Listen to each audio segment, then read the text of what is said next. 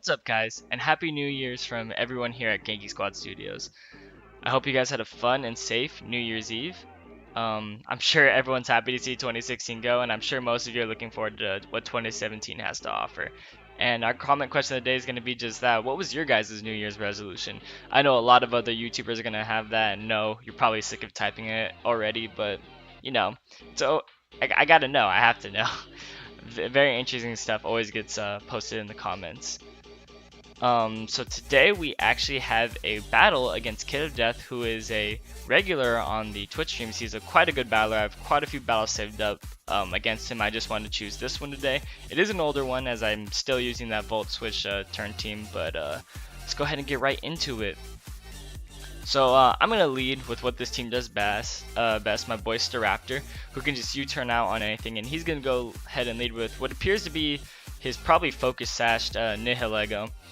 So I'm going to U-turn out of here, breaking the sash. I don't think close combat would have actually killed this thing, but it never hurts to do the calc every once in a while, but I didn't do the calc on this one. So I'm going to U-turn out here, break the sash, and go into Assault Vest Delmise, which can tank anything this Nihilego wants to go for. This Power Gem actually still did more than I think, and I still think I overestimate the bulk of Assault Vest Delmise, but it is what it is. So he's going to go ahead and sell up his Death Rock, and I'm going to go ahead and pick up the KO with Anchor Shot. I know this is going to kill. The ability that Delmise has to basically get triple stab is so convenient. It is such a good ability.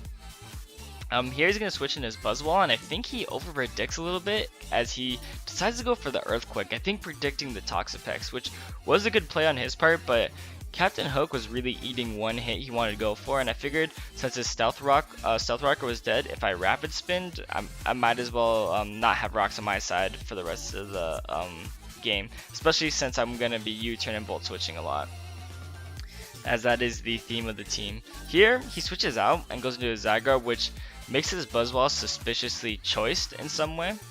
The Anchor Shot forces him to set up in my face, which is good. And I'm going to be able to go for a power up and get massive damage off before dying to one of his moves after setup. So this is a major threat out of the way, and it's also a major stop to from Xurkitree just Volt switching on everything. So here Delmise is going to go down.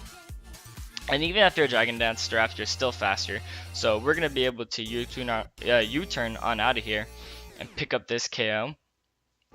And here, now that this thing is actually gone, Xurkitree comes in for free and Volt switches on anything. And that was the primary goal with the interaction between Delmise and Zygarde there. So here he's going to send in his Buzzwall. He probably thought he might have been faster, maybe, because I think this Buzzwall is actually Scarf, as you will discover later. But that Volt Switch does a ton. I'm going to be able to go in. I don't know why I went into this. I guess I had really nothing to go else to go into. I guess I was suspecting the Leech Life. But he's going to Earthquake, and that only does not even 50%, not even quite 50%. So based on that, I think the choice item that he actually is a Choice Scarf instead of Choice Band. So I'm free to Liquidation here, seeing as the Earthquake is a 3-8 KO. And that does a clean, oh, it's a crit, never mind. But that still does a clean chunk to Alakazam. And unfortunately, I didn't really predict this. I had to sack Toxapex here. I wasn't doing much for the rest of the game anyway, but I had to sack Toxapex here. Just because nothing really wanted Blast from this Alakazam. But his trace actually traces Regenerator. At this point in the game, I was like, oh my god, that's so cool. He's going to switch out and get health back. I was actually pretty fascinated by that. I was like, oh, Trace is such a cool ability, man, sometimes. And so here I can bring in my Scarf Xurkitree. He knows it's Scarfed since I didn't outspeed his Buzzwall earlier, and I'm going to Volt Switch on out. He brings in what appears to be Assault Vest Magearna based on that damage, so I know I can go into our boy Cell, the Doger, the Doger 10% form. And I can just click 1000 Arrows, Choice Band, and hit anything for big damage and take out this Zygarde. Unfortunately for me, he has a pretty good two ways to really revenge kill this thing in his Alakazam and his Tapu Koko. And I know for a fact both kill from full with their Dazzling Gleams, or I think Psychic even kills Zygarde 10% form. So I switch on out into my Xurkitree, which I know can tank a Dazzling Gleam, which he has to go for. And I can dish out the damage right back, but unfortunately I make a misplay here. I'm not sure what happened. I don't remember the day of the stream too well. I either truly misclicked because I like to play with the stylus, or I actually thought that Dazzling Gleam was my best play here, which I hope that's not the case. But yeah, I get locked into Dazzling Gleam, and I see no reason not to just stay in and keep Dazzling Gleaming. Especially since this Magearna just wants to take me out. I don't mind the boost that would have gotten from this too much, because no matter what, Zygarde's coming back in and snagging a kill. But I just couldn't believe, like, I don't even know if I realized it on stream that I had misplayed right there. But Joker's gonna come back in, and I'm gonna be able to go ahead and click 1,000 arrows again. Such a great move. I'm happy that there's another strong ground move in the game besides Earthquake. Too bad it's a Pokemon exclusive. And here he's gonna bring in Zam. And this game's pretty much sealed at this point. I can actually let Dogger die here to Dazzling Gleam, as pretty much our Scarf Raptor comes in and just cleans house, even against the Tapu Koko. So Starved Staraptor, jeez, can't talk today, is gonna come in, and I just click Double Edge and do massive damage. So this Alakazam's gonna go down, and then he's gonna send his Tapu Koko, which actually doesn't die to this Double Edge outright, which is kind of disappointing to me.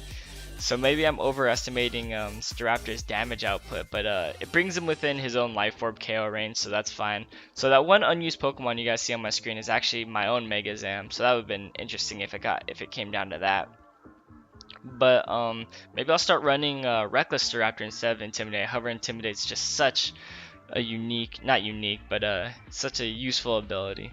So we'll see about that. Anyways, guys, that's going to be the match. There is going to be a live stream later today. I hope you guys can make it out to that. There have been some massive stream improvements lately. We've been raking in viewers and follows, and it's been really fun. Hopefully you guys can come out to that. There will be a video when we go live. Follow us on Twitter for when we go live on Twitch. Post up a video here, or when we look for Wi-Fi battles. And I think that's it. Tomorrow's video will either be a showdown live with someone with Genki Squad. I'm not sure if that's going to happen yet. Or it will be another Wi-Fi battle, potentially with sounds this time. In-game sounds, which I've just learned how to do recently. Or it will be the first episode of Road to Commander on the VGC ladder. Road to Ranked on the VGC ladder. I think that's it, guys. Alright, hope to see you tomorrow, guys. Alright, peace. Happy 2017.